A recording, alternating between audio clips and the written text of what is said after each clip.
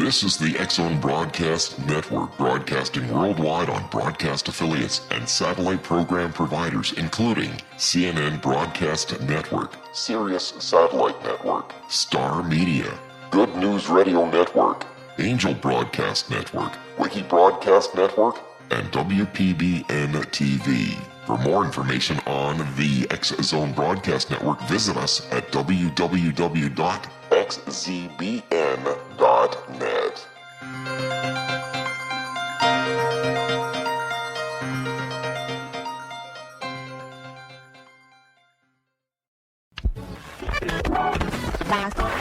All Hit Radio.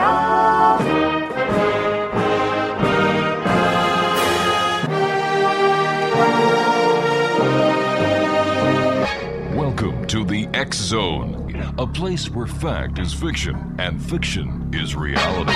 Now, here's your host, Rob McConnell.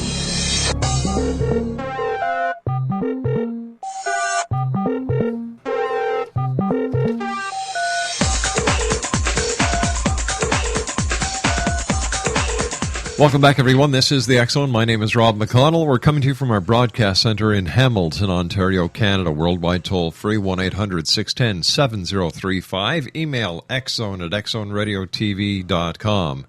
On all social media sites, X-Zone Radio TV, and our website, where you can listen to past shows, find out more about the X-Zone, who's behind it, what we do, www.xzoneradiotv.com.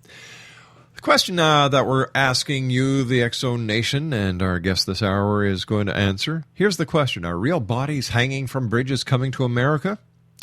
Well, disturbing as it was, the public hanging was a much tamer version of brutal practice in Mexico. Drug syndicates often hang real bodies from highway overpasses as warnings against snitching or crossing the brutal cartels that provide most of America's illegal drugs. Now, the second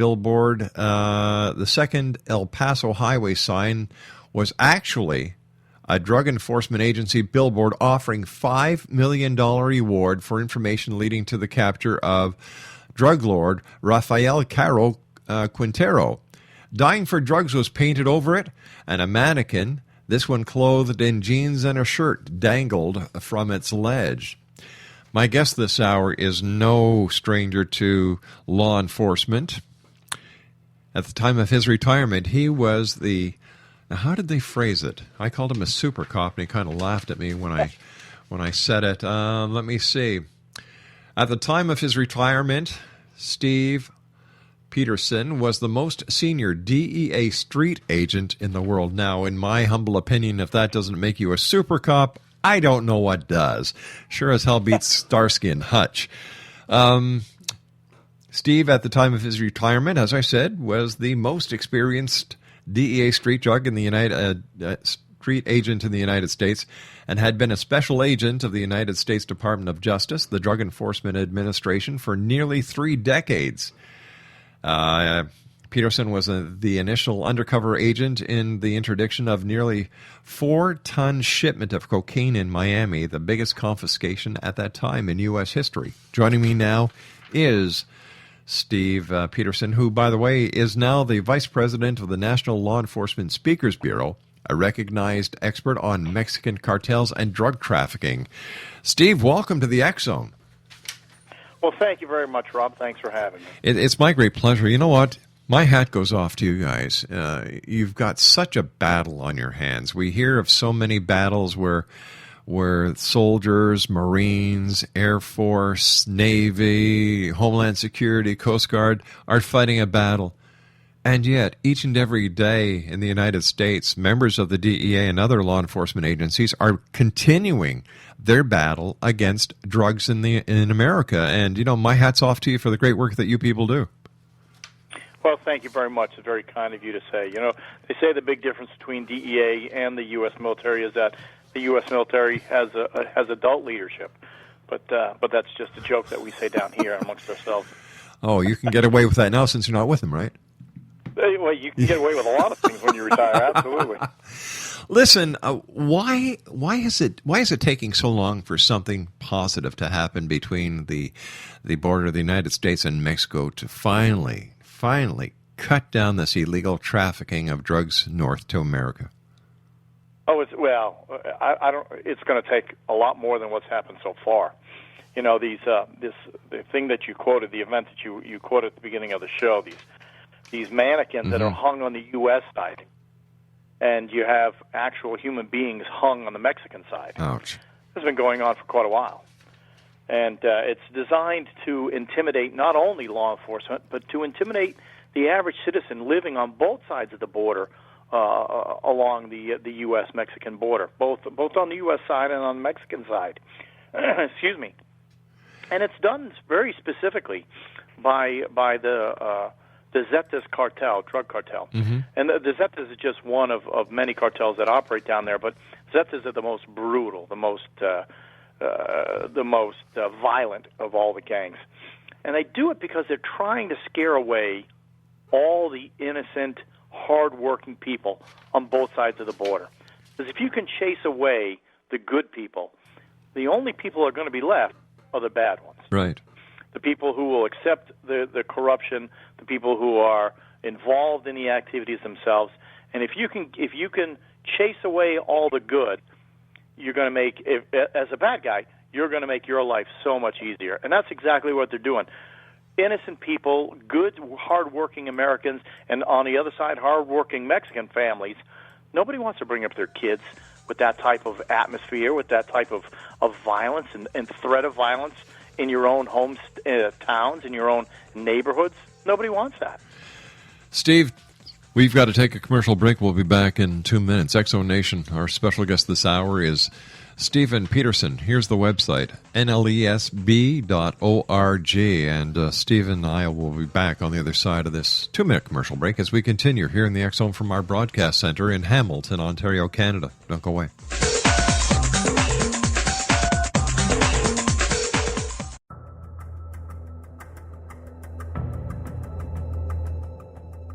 Modern Esoteric, Beyond Our Senses by Brad Olson, consummates the lifology story about where humanity originates. It is the lost continents, the primitive wisdom, the mythos of creation, and the rethinking of ancient history as we are taught in academia. There is much more to the story than what we have been told. As this is the first book in the Esoteric series, Modern Esoteric starts at the beginning of time and accelerates up to this modern age. Future Esoteric is book 2 in the series and takes a forward-looking position ahead of today with an open and honest examination of the ET issue and various unexplained phenomena. To discover the writings of author Brad Olson, visit www.bradolson.com. That's www.bradolson.com.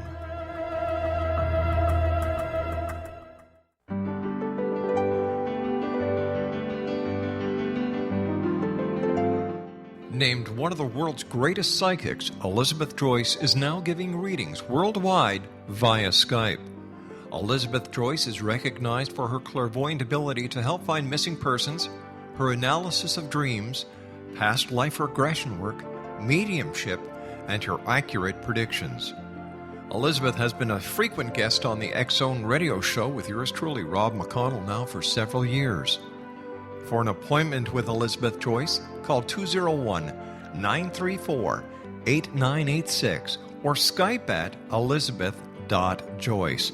And for more information, you can always visit Elizabeth Joyce online at www.new-visions.com.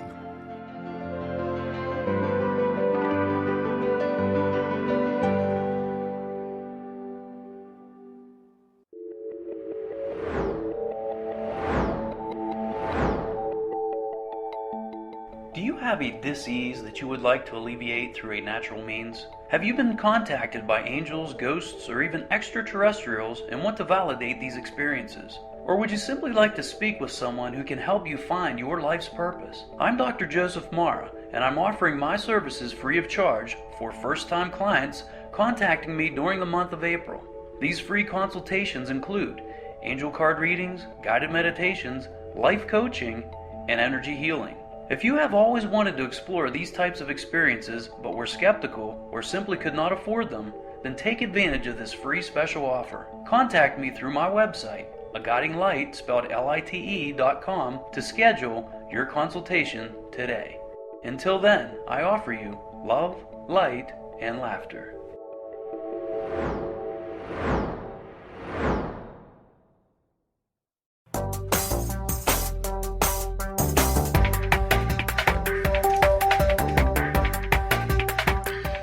Welcome back, everyone. Stephen Peterson is my special guest. He is the Vice President of the National Law Enforcement Speakers Bureau and a recognized expert on Mexican cartels and drug trafficking. The website is nlesb.org.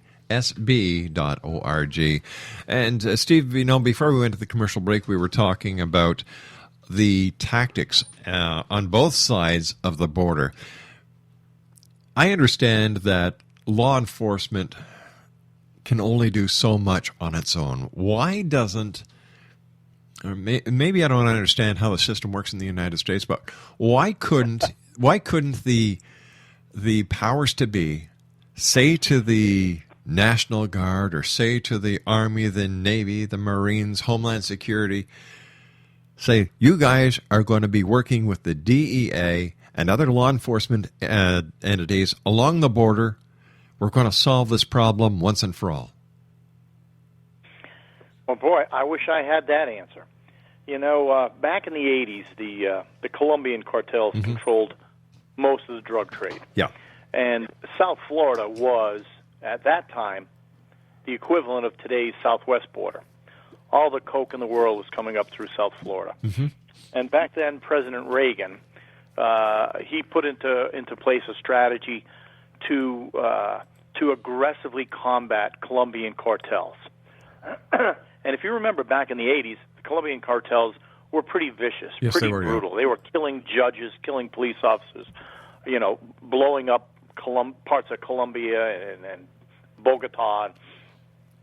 So what the U.S. did was, what DEA did was, is they commenced Operation Snowcap, and that was a DEA joint military operation where DEA agents and military guys went down into South America, Colombia, Peru, Bolivia, and we actually blew up clandestine airstrips where they would fly out loads of coke. We blew up cocaine processing labs.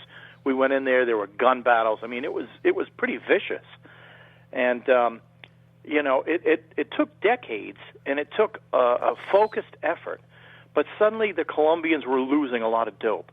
Suddenly they were being extradited. Suddenly there was a lot of pressure on them, and they couldn't take it.